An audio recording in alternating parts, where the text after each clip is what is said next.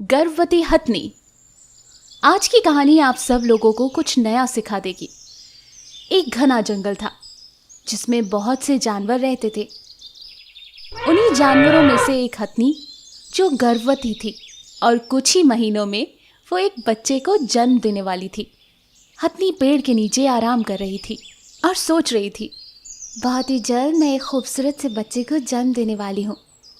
बेटा, जब तुम बाहर आओगे तो दुनिया बहुत सुंदर मिलेगी। मैं तुम्हारा बहुत ख्याल रखूंगी। अपने बच्चे से बस यूं ही बात करते करते वो हथनी सो गई। कुछ घंटों बाद, माँ उठो, मुझे भूख लग रही है माँ। हथनी को भूख लगने लगी और वो इधर उधर खाना खोज रही थी और उसे कुछ भी नहीं मिल रहा था। वो भोजन की तलाश में जंगल के बाहर आ गई, लेकिन उसे नहीं पता था कि स्वार्थी इंसान उसके साथ क्या क्या कर सकते हैं। उसने इंसानों पर भरोसा किया और जिसने जो भी दिया उस हथनी ने वो खा लिया। उसी में से कुछ निर्दयी इंसान ने उसे एक अनानास खिलाया। हथनी भूखी थी, उसने फटाफट वो अनानास एक बार में खा लिया। जैसे ही हथनी ने वो अनानास खाया, उसके मुंह में पटाखे फट गए। हथनी बहुत तकलीफ में थी, उसे कुछ समझ नहीं आ रहा था। उसे खुद से ज़्यादा अपने बच्चे की फिक्र हुई। क्या मेरा बच्चा बचेगा?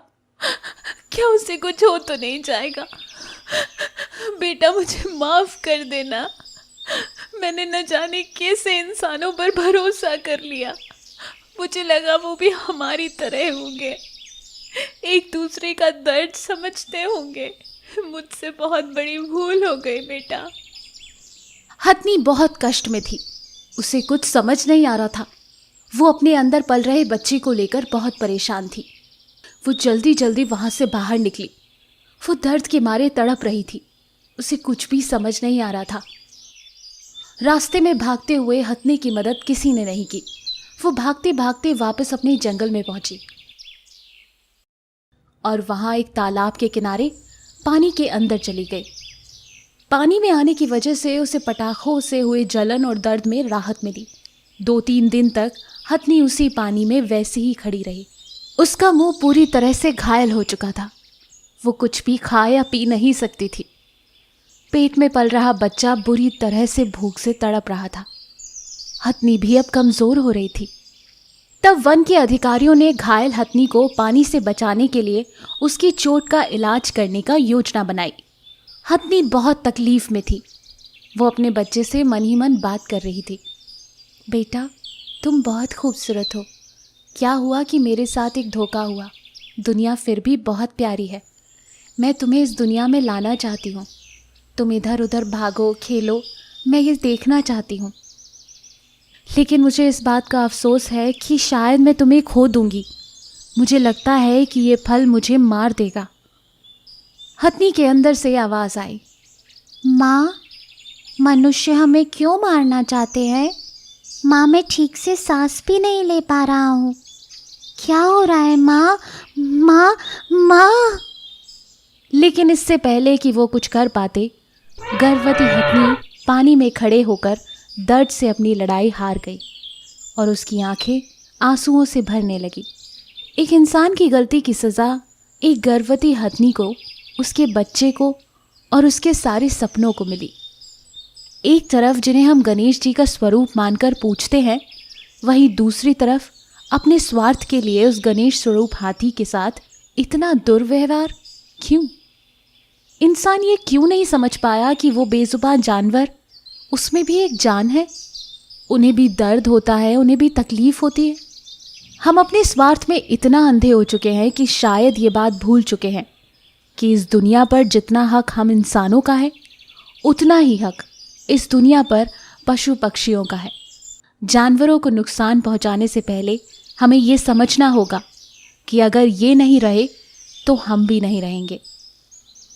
हमें उम्मीद है कि इस कहानी से आप ज़रूर कुछ सीखेंगे और आगे से जानवरों और पशु पक्षियों के प्रति थोड़ी इंसानियत दिखाएंगे। ऐसी ही अमेजिंग कहानियों के लिए हमारे चैनल को लाइक और सब्सक्राइब ज़रूर कीजिए। शुक्रिया।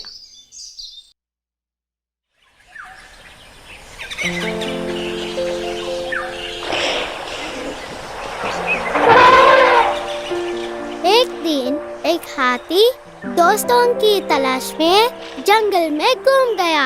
उसने एक पेड़ पर एक बंदर देखा। क्या तुम मेरे दोस्त बनोगे? हाथी से पूछा। बंदर ने जवाब दिया, तुम बहुत बड़े हो, तुम मेरे जैसे पेड़ से सींग नहीं कर सकते। अगला हाथी एक खरगोश से मिला। उसने उसे अपने दोस्त होने के लिए कहा, लेकिन खरगोश ने कहा, तुम मेरे बुरों में खेलने के लिए बहुत बड़े हो। तब हाथी एक मेंढक से मुलाकात की। क्या तुम मेरे दोस्त बनोगे? उसने पूछा। मैं कैसे कर सकता हूँ? मेंढक से पूछा। तुम मेरे जैसे छलांग लगाने के लिए बहुत बड़े हो। हाथी परेशान था। वह अगले एक लोमड़ी से मुलाकात की। उसने लोमड़ी से पूछा, क्या तुम मेरे दोस्त बनोगे? लोमड़ी ने कहा, क्षमा करें महोदय, आप बहुत बड़े हैं। अगले दिन हाथी ने जंगल में सभी जानवरों को अपने जीवन के लिए दौड़ते देखा।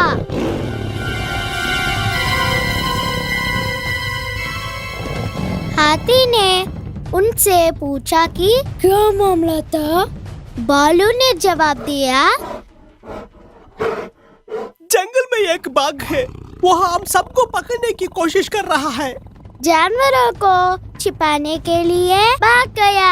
हाथी ने सोचा कि वह जंगल में हर किसी को हल करने के लिए क्या कर सकता है।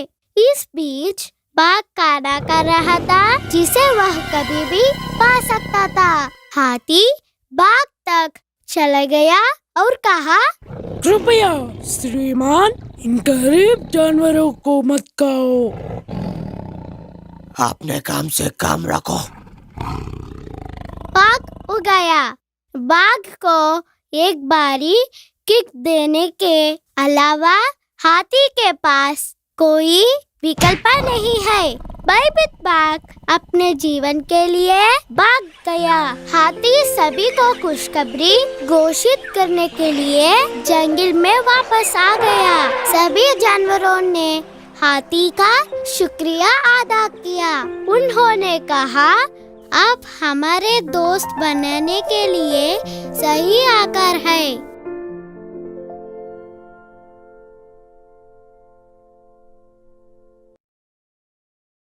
हाथी और कौवा।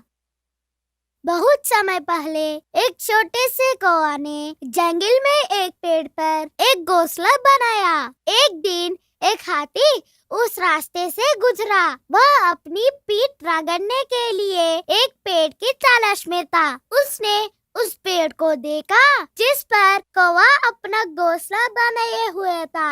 जब कौवा ने हाथी को पेड़ के खिलाफ अपनी पीठ रगड़ने हुए देखा तो वह तेजी से उसके पास गया। कृपया रुकिए हाथी, जब आप अपने शरीर को पेड़ के खिलाफ रगड़ते हैं, पूरा पेड़ हिल गया। मेरे बच्चे भयभीत हो गए और मेरा घोंसला भी नीचे आ गया। मुझे आपकी और आपके बच्चों की परवाह क्यों है? और अपनी पीठ को पेड़ से रगड़ता हुआ चला गया।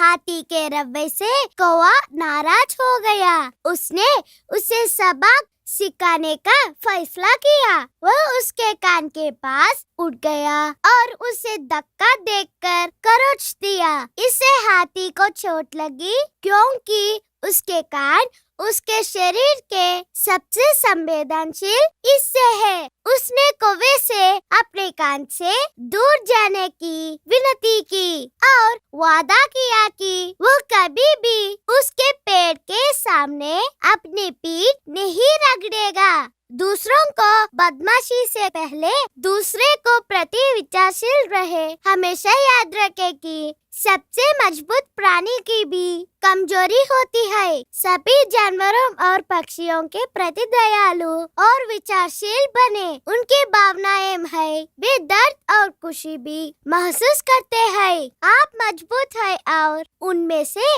कई या कमजोर है। आप किसी को छोड़ने नहीं है।